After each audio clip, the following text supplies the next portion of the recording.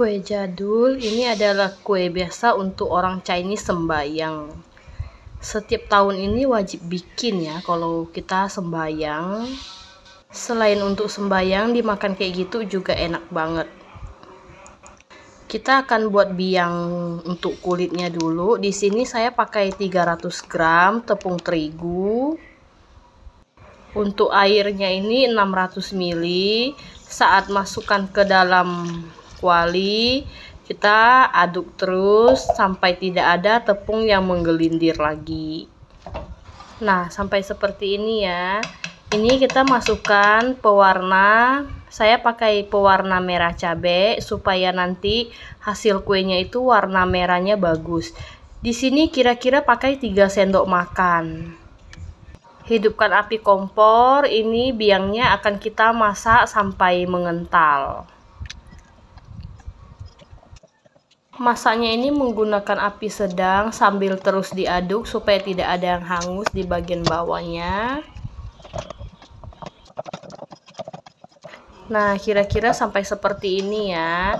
Ini udah bisa kita matikan api kompor, lalu kita akan tunggu adonan biangnya ini sampai hangat. Sambil tunggu adonannya ini hangat, sesekali kita aduk ya. Nah, setelah adonannya udah hangat-hangat, ini kita masukkan tepung ketan. Ini ke tepung ketannya tidak saya timbang berapa gram, dikira-kira aja. Sambil kita uleni sampai adonannya ini bisa dibentuk. Adonan kue ini itu tidak cerewet ya. Jadi semakin diuleni itu maka semakin bagus, dia akan semakin kalis adonannya. Jadi jangan takut uleninya lama. Karena kue ini tuh tidak cerewet sama sekali. Udah pasti anti gagal ya kalau kue ini. Setiap kali bikin pasti berhasil punya.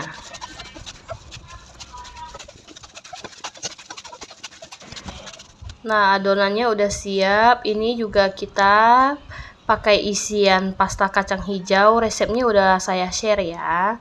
Dan juga ada daun pisang, cetakan kuenya, dan juga minyak goreng. Oleskan minyak goreng ke dalam cetakan, fungsinya supaya kuenya tidak lengket dan juga kuenya lebih mengkilau ya kalau diolesin dengan minyak. Ambil adonan secukupnya, lalu taburkan sedikit tepung ketannya, lebarkan, lalu beri isian. Ini saya tidak timbang ya berapa gram, saya pakai ilmu kira-kira. Lalu ditutup rapat semua sisinya, baru akan kita cetak. Ambil cetakan, kita cetak kuenya sesuai dengan bentuk cetakannya. Sambil dilebarkan, sambil ditekan-tekan supaya nanti saat kita cetak itu motifnya lebih timbul dan lebih cantik. Jadi pelan-pelan aja kita lebarkannya supaya tidak ada yang bocor. Untuk keluarkan dari cetakan itu kita hentak-hentakkan bagian samping cetakannya ini. Nah, kita hentak-hentakan, baru kita alasin dengan daun pisang.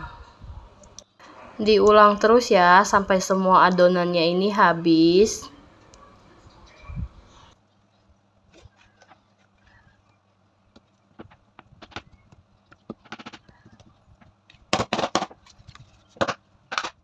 Setelah selesai dibuat, ini kita akan potong daun pisangnya sesuai lekukan kuenya ya, tapi agak dilebihin sedikit daunnya.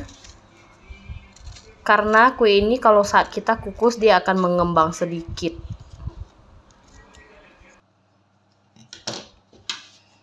Lalu kita susun ke dalam loyang untuk kukus. Ini kuenya udah siap kita kukus. Cantik banget ya bentuknya.